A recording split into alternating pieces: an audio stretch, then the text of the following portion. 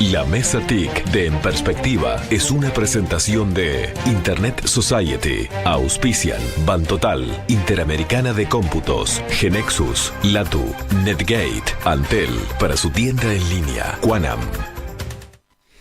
Aunque ustedes no estén metidos en el mundo de la informática y los mercados de valores, seguramente habrán escuchado o leído sobre el Bitcoin.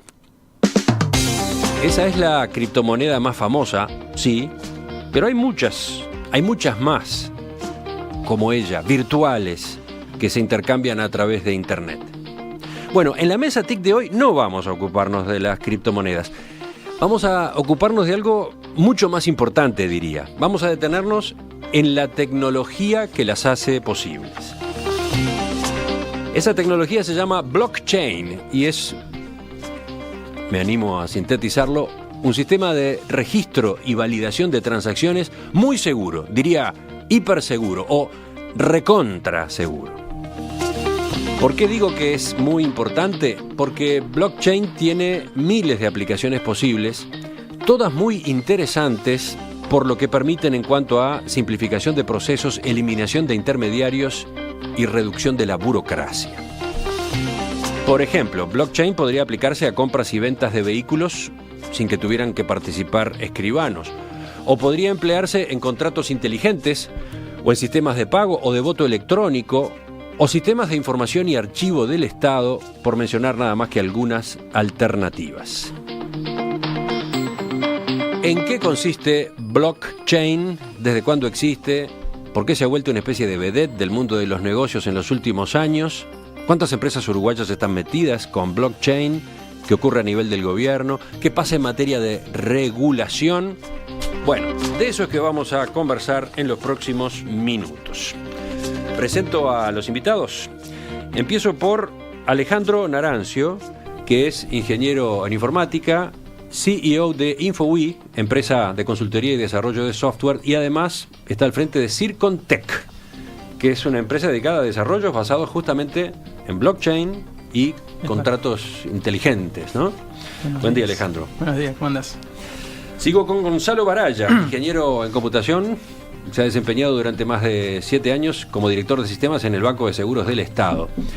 Está metido en esto de la divulgación de las tecnologías blockchain, criptomonedas, y es fundador de una startup que se llama Power Ledgers, que está dedicada justamente a servicios y productos de esta tecnología. Sí, señor. ¿Desde cuándo? No, estamos ahora, desde febrero de 2017, el proceso de fundación. Bien. Estamos por salir a la calle ahora en abril.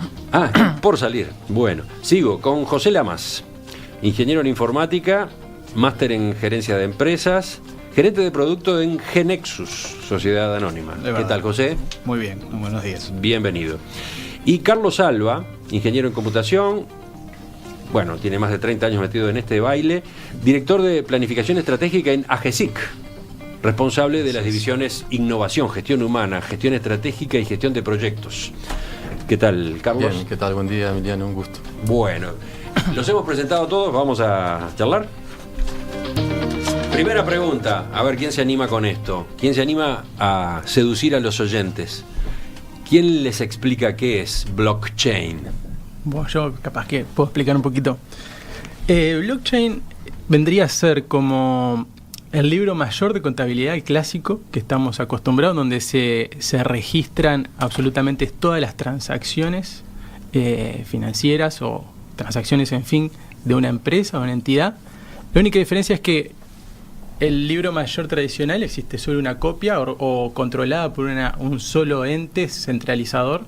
En el caso de blockchain, este libro mayor se encuentra distribuido, completamente distribuido en miles, decenas o cientos de miles de máquinas, no importa, y cada una de ellas puede votar para ver si algo es válido o no, puede validar si algo es válido o no, puede decir esto no se debe aceptar o esto no.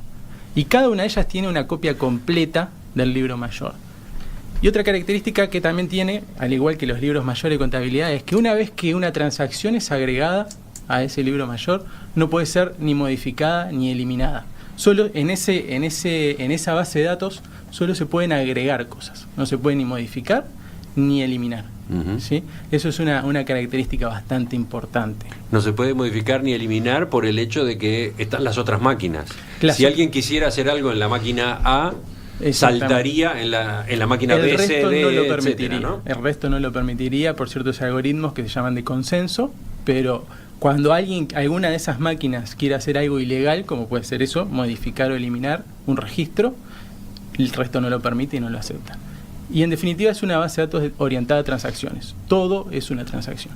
¿Desde cuándo existe blockchain? El paper sale a partir de Bitcoin, se crea blockchain para soportar Bitcoin, que el paper lo escribe una persona, un ente, un grupo de personas, no se sabe quién, que se llama Satoshi Nakamoto, al final del 2008. Y ese detalle le da un aire misterioso, sí, le especial, da ¿no? un folclore especial, más que nada cuando sabes que el tipo tiene 1.300.000 bitcoins sin gastar. Y en enero del 2009 surge la primera versión de Bitcoin y para eso se implementó blockchain. Pero de hecho, Satoshi en su paper nunca menciona blockchain, como nombre blockchain, pero sí describe la tecnología que luego se implementa y se crea, se le da un nombre de blockchain por cómo se implementa con una cadena de bloques, cada bloque tiene un conjunto de transacciones. Y si bien inicialmente se creó para soportar Bitcoin, que es para básicamente transferir una moneda, a mí me gusta más llamarlas digitales, no tanto virtuales. Ujú, bien. Luego se vio que blockchain se puede utilizar para muchos más casos de uso y muchas más cosas. Ahora vamos a ver eso. ¿Pero alguien quiere agregar algo más a esa definición que escuchábamos recién? A mí me parece que está bueno poner el énfasis en que por primera vez estamos con una tecnología que es compartida por distintas entidades y que mantienen copias independientes. Cada uno tiene una copia del contenido de ese libro de registros. En el mundo corporativo, o en las empresas, quien sea, no estábamos familiarizados con esta novedad. Es decir, ahora, cuando vos tomabas una decisión de tecnología, tomabas una decisión de tecnología para tu empresa, tu organismo. A partir de ahora vos tomás una decisión conjunta porque van a compartir ese libro de registros. Eso es lo que tiene de novedoso, más fuertemente novedoso en el mundo corporativo. Hay un oyente que mandó un mensaje ahora hace un rato que dice, hablen español. Bueno, si se refiere al nombre, la traducción es bien fácil, es cadena de bloques. Puede ser que quiera decir que no se está entendiendo nada, esa es otra alternativa, ¿no? Bueno, ¿algo más? Y dejamos entonces planteado lo que es blockchain. Sí, no, simplemente que precisamente este tipo de cosas son justamente muy, muy difíciles de entender cuando recién aparecen. Es decir, estos cambios de tecnología que llamamos disruptivos y tal, una de las principales características es que inicialmente son muy difíciles de entender. Pero estamos hablando, por lo que ustedes acaban de contar, de una tecnología que de nueva no tiene nada ya. Lleva 8 años en uso, ¿no? 9 años. 9 años en producción. Claro, desde ese punto de vista sí es nueva. Desde el punto de vista de lo que llevan los procesos de cambio de este tipo de cosas, es algo. Es decir, Internet tiene, no sé, 40 años desde que se crearon aquellas computadoras que se conectaban entre las universidades. Y llevó mucho tiempo el desarrollo y la aparición de usos específicos. Es decir, en aquel momento nadie imaginaba un Facebook o un Snapchat. Sí. Es una tecnología nueva para agregar, y Gonzalo y Alejandro, que son los expertos, digo, pero basada sí en componentes súper probados y súper, digamos, ya de muchos más años. O sea, la conjunción de una cantidad de componentes, ¿no? De criptografía, algoritmos. Esa es la innovación, digamos, pero en sí cada uno de esos componentes tienen mucho más historia y mucho más robustez y ya solidez, digamos, en el ámbito tecnológico. A ver, en 2 o 3 palabras, las ventajas de blockchain. Alguna ya apareció. Antes te puedo intentar, para ejemplificar con un pequeño ejemplo, lo que intentó hacer Satoshi. Sí. Por ejemplo, si Carlos le quería mandar 100 pesos, le quiere mandar hoy por hoy 100 pesos a través de un banco tradicional a Gonzalo, y vos sos el banco, Sí. Carlos y Gonzalo te pagan a vos, entonces, ¿qué pasa? Vos les mantenés las cuentas. Entonces, Carlos te dice a vos, transferile de mi cuenta a Gonzalo 100 pesos. ¿Y vos qué haces? A vos te pagan por llevar ese control y decir, a ver, ¿Carlos tiene 100 pesos en su balance? Sí, tiene. Le saco 100 pesos y le aumento el balance a Gonzalo. Lo que intentó hacer Satoshi con Bitcoin y con blockchain es que todos nosotros sabemos que Carlos tiene 100 pesos. Y cuando Carlos quiere mandarle 100 pesos a Gonzalo, le avisa a todo el mundo, yo quiero mandarle 100 pesos a Gonzalo.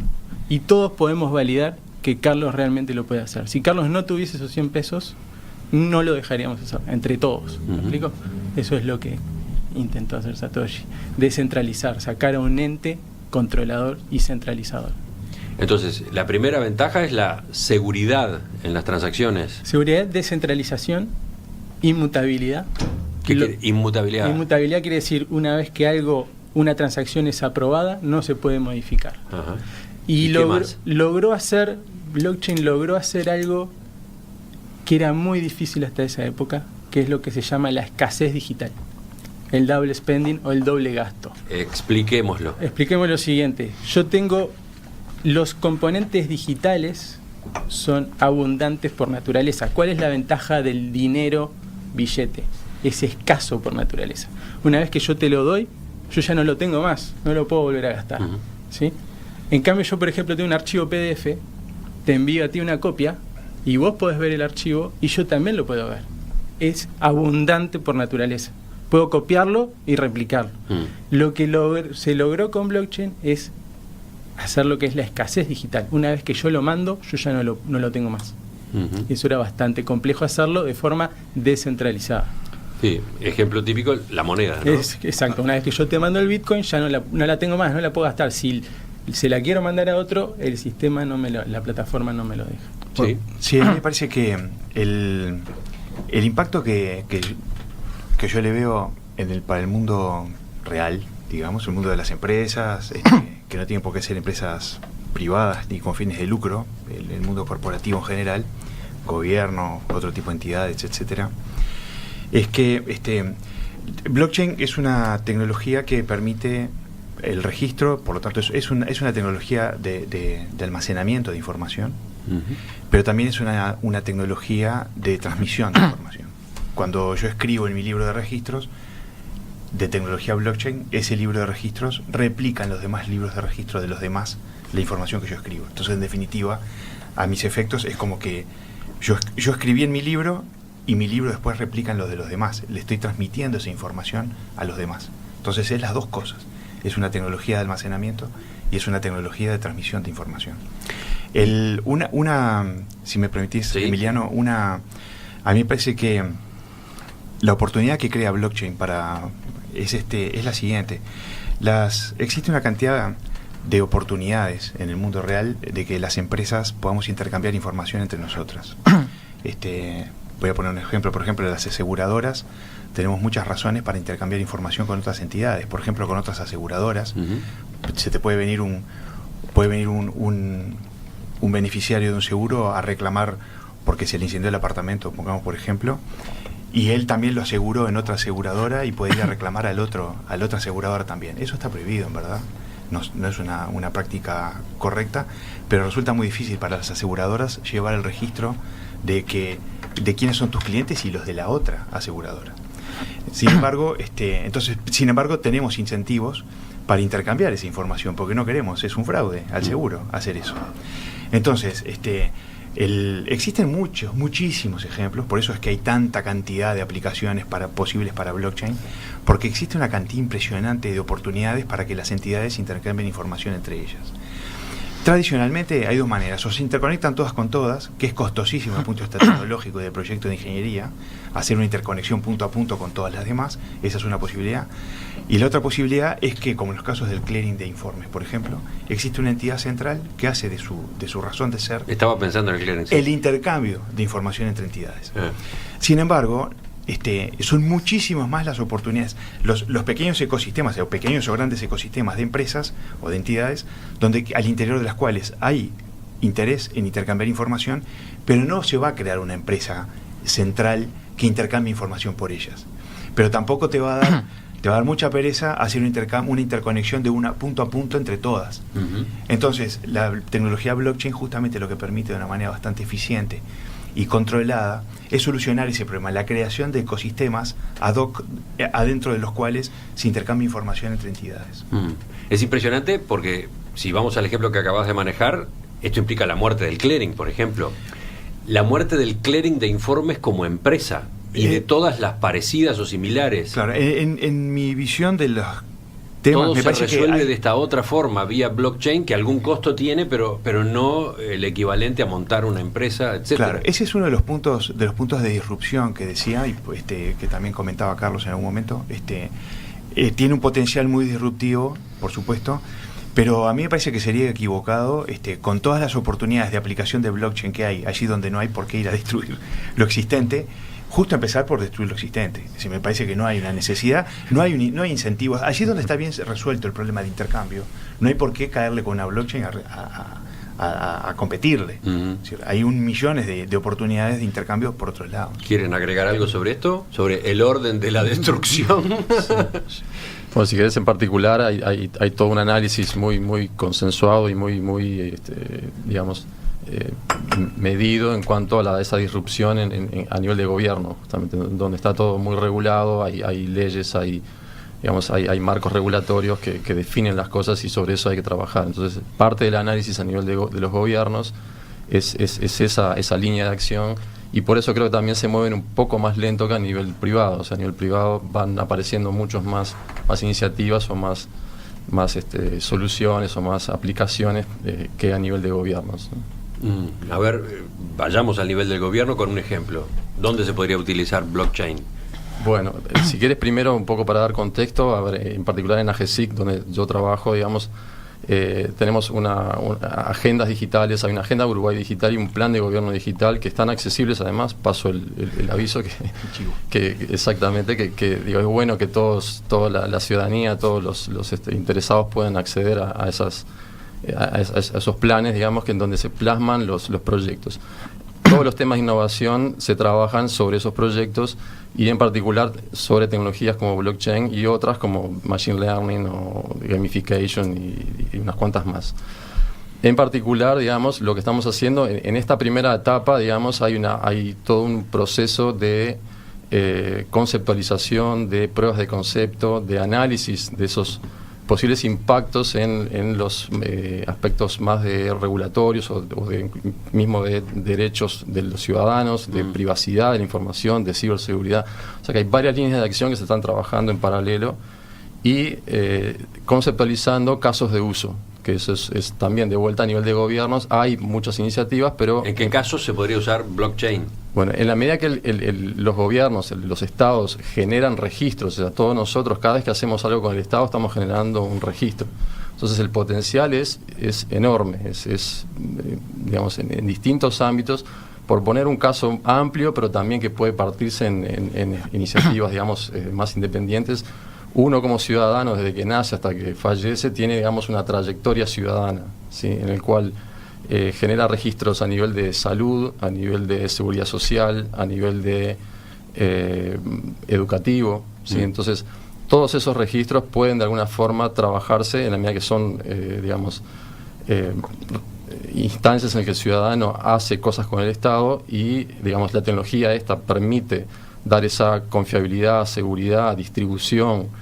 Bueno, ahí hay un potencial enorme para trabajar en esas líneas de acción. Pero eso implica, si se va por ese camino, que no son necesarias las oficinas que estamos acostumbrados a ver, que no son necesarios edificios, que no son necesarias infraestructuras, papeles, que no son necesarios buena parte de los funcionarios que se ocupan de esos registros. Sí. A ver, siempre las tecnologías disruptivas generan ese digamos, pienso a futuro de qué va a pasar. Es como machine learning, la inteligencia artificial también uno ya está pensando, muchos, que no va a haber puestos de trabajo, que van a cambiar las cosas. Bueno, hay que ir de a poco, hay que ir madurando, y en definitiva, digamos, la tecnología esta apunta, por lo menos en lo que estamos mirando nosotros, en fortalecer todo lo que es la plataforma de interoperabilidad y de interconexión de los servicios que el ciudadano ve. O sea, que está por abajo, si se quiere, de lo que ve el ciudadano.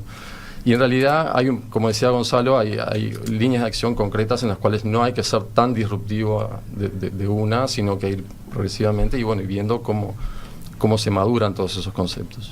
Pero los veo, ¿cómo decirlo?, tratando de controlar el pánico, ¿no? Sí, hay dos aspectos. Los veo tratando de no asustar demasiado a la gente con las consecuencias que podría tener la aplicación de blockchain en cuanto a la desaparición de una cantidad de mecanismos, procedimientos, oficinas, ¿no? El susto es natural cuando surgen este tipo de cosas. Cuando recién se inventó el automóvil, probablemente los conductores de carros de caballo podían decir se nos acabó el trabajo de conductores, porque si cada dueño de un automóvil maneja su propio auto, va a haber muchos menos choferes. Lo que sucede es que cambia el rol. Es decir, hoy efectivamente la mayoría de los que tenemos un coche manejamos nuestro propio coche y no tenemos un chofer, pero hay tanta cantidad de coches que hay muchísimos choferes de taxis, de ómnibus, de camiones, por no nombrar Uber. Es decir, en realidad no es que desaparecieron los choferes, cambiaron de naturaleza y de hecho son muchísimo más.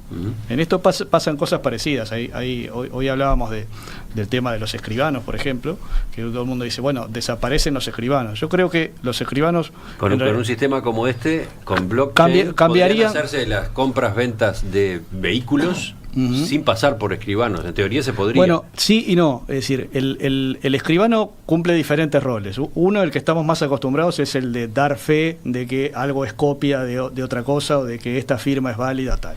Pero en particular en el caso de compraventa de vehículos, por ejemplo, de compraventa de propiedades, el escribano hace todo un control de la trazabilidad de ese bien y valida si efectivamente ese bien no está embargado, si efectivamente, si es un auto que está vendiendo Gonzalo, que efectivamente lo adquirió, que se lo adquirió a Carlos, y Carlos de dónde lo había adquirido. Es decir, hay todo un protocolo que se hace. La blockchain no solamente permite registrar transacciones, sino que incluso permite escribir programas que ejecuten cosas y validan cosas. Pero blockchain puede verificar si el vehículo está embargado o no está embargado. Pero alguien tiene que escribir las verificaciones. Bueno, está bien. Entonces, quizás lo que sucede es que hoy el escribano escribe esas verificaciones. Lo que pasa es que lo escribe en un lenguaje jurídico, en un lenguaje legal, que lo hubo por modo de tradición y tal. Lo que yo creo es que el escribano va a cambiar a que esas verificaciones, esas validaciones, lo que va a hacer es un especialista en escribir contratos inteligentes que validan y ejecutan cosas. Va a ser un escribano blockchain. Sí, es decir, va a ser diferente y creo que hasta quizás se necesiten más especialistas en eso. Es decir, esto es todo una nueva cosa que alguien va a tener que escribir, alguien va a tener que ser especialista en eso. No es solamente la tecnología, claro, sino el uso. Este es uno de tantos ejemplos de tecnologías de la información y la comunicación en los que no intervienen solo informáticos. Claro. En los que termina generándose un equipo multidisciplinario, sin ¿no? duda, sin duda. Y eso pasa todo el tiempo, bueno, acá abarcando incluso a escribanos, si estamos manejando este ejemplo. En perspectiva, periodismo para la era digital. Hemos hablado de ventajas, de utilidad de la tecnología blockchain, pero claro, también está la inquietud a propósito de consecuencias. Pregunta uno de nuestros oyentes, ¿quién es? A ver, Jorge. ¿Blockchain elimina el secreto bancario? ¿Elimina la reserva de la información en general? Puede sacarse esa conclusión de la descripción que ustedes estaban haciendo recién. Vamos a volver entonces, cuando empecemos la segunda parte, por ese lado.